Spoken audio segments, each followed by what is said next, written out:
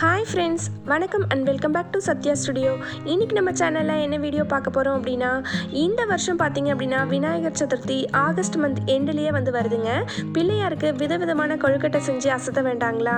அதனால் இன்றைக்கி நம்ம வீடியோவில் என்ன பார்க்க போகிறோம் அப்படின்னா, விநாயகருக்கு கார கொழுக்கட்டை எப்படி செய்கிறதுன்னு தாங்க பார்க்க போகிறோம்.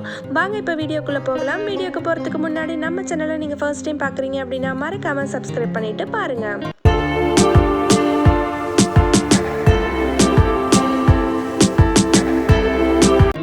ஃபஸ்ட்டு கொழுக்கட்டைக்கு மாவு எப்படி பிசைகிறது அப்படின்னு சொல்லி பார்த்துடலாங்க.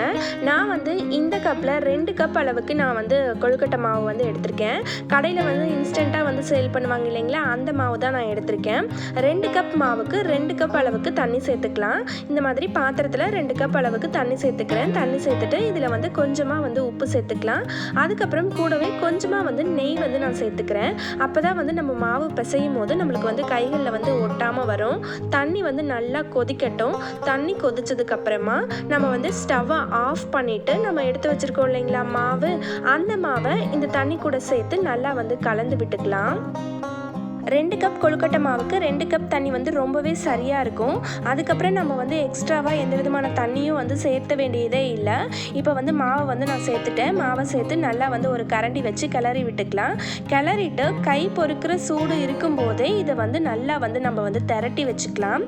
சப்பாத்தி மாவை திரட்டுவோம் இல்லைங்களா, அந்த மாதிரி நம்ம இதை நல்லா பிசைஞ்சு உருட்டி வச்சுக்கலாம். மாவு கைகளில் ஒட்டுற மாதிரி இருந்துச்சு அப்படின்னா கொஞ்சமாக நீங்கள் எண்ணெய் சேர்த்துக்கோங்க. எண்ணெய் சேர்த்து நல்லா இதை உருட்டி வச்சுக்கோங்க. ஓரளவுக்கு கொஞ்சம் சூடாக இருக்கும் போதே நம்ம நல்லா பிசைஞ்சு வச்சுக்கிட்டோம் அப்படின்னாக்க நம்மளுக்கு உருட்டுறதுக்கு ஈஸியாக இருக்கும். மாவு ரொம்ப ஆறிடுச்சு அப்படின்னாக்க உடஞ்சி வர மாதிரி இருக்கும். அதனால் கை பொறுக்கிற சூடு இருக்கும் போதே இதை நல்லா உருட்டி வச்சுக்கலாம். உருட்டிட்டு அதுக்கப்புறமா இதை குட்டி குட்டி உருண்டைகளாக நம்ம உருட்டணும். பால் கொழுக்கட்டைக்கும் பார்த்திங்கன்னா இந்த மாதிரி தான் நம்ம உருட்டணும். அதே போல் கார கொழுக்கட்டைக்கும் இந்த மாதிரி தான் நம்ம உருட்டணும். இங்கே பார்த்திங்கன்னா கொஞ்சமாக மாவு எடுத்து அதை சின்ன சின்ன பால்ஸாக நான் உருட்டிக்கிறேன். இதே மாதிரி நம்ம குட்டி குட்டி உருண்டைகளாக எல்லா மாவையுமே நம்ம உருட்டி எடுத்துக்கணும். இந்த கார கொழுக்கட்டை செய்யும் போது இந்த குட்டி உருண்டை உருட்டுறதுக்கு மட்டும்தாங்க டைம் அதிகமாக செலவான மாதிரி இருக்கும். மற்றபடி இந்த கொழுக்கட்டை செய்கிறது ரொம்பவே ஈஸி. சும்மா ஈவினிங் ஸ்நாக்காக கூட நம்ம குழந்தைங்களுக்கு இதை செஞ்சு கொடுக்கலாம். எப்போதும் நம்ம வீட்டில் இன்ஸ்டன்ட் கொழுக்கட்டை மாவு இருந்தது அப்படின்னாக்கா குழந்தைங்களுக்கு போர் அடிக்கிற டைமில் இல்லை ஈவினிங் டைம் ஸ்கூல் விட்டு வரும்போது கூட நம்ம இதை சட்டுன்னு செஞ்சு கொடுத்துடலாம். இந்த குட்டி உருண்டை உருட்டுறது மட்டும்தான் டைம் எடுக்கும். மற்றபடி கொழுக்கட்டை செய்கிறது ரொம்பவே சிம்பிள் தாங்க. எல்லா மாவையுமே நான் சின்ன சின்ன உருண்டைகளாக உருட்டிட்டேன். இப்போ இதை நான் இட்லி பானைக்குள்ளார வச்சு வேக வச்சு எடுக்க போகிறேன்.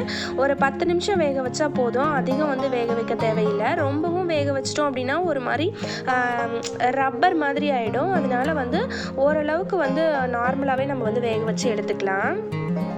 10 நிமிஷம் கொழுக்கட்டை நல்லா வெந்துருச்சுங்க. இப்போ நம்ம இதை எடுத்து தனியாக ஒரு பிளேட்டில் எடுத்து வச்சுக்கலாம். அதுக்கப்புறம் பார்த்திங்கன்னா இதை நான் 2 மெத்தடில் பண்ண போகிறேன். ஒன்று இட்லி பொடி போட்டு பண்ண போகிறேன். இன்னொன்று நார்மலாக மிளகாய் மட்டும் கிள்ளி போட்டு தாளித்து விட போகிறேன். வேணும் அப்படின்னா நீங்கள் வெங்காயம் போட்டு கூட தாளிச்சிக்கலாம். நம்மளோட டேஸ்ட்டுக்கு தகுந்த மாதிரி தான். நம்மளுக்கு வெங்காயம் ஒரு சில குழந்தைங்களுக்குலாம் பிடிக்காது. அதனால் வெறும் கருவேப்பிலை, கடுகு, மிளகாய் போட்டு தாளிச்சிக்கலாம். அப்படி இல்லை அப்படின்னாக்கா வெங்காயம் போட்டும் தாளித்து கொடுக்கலாங்க.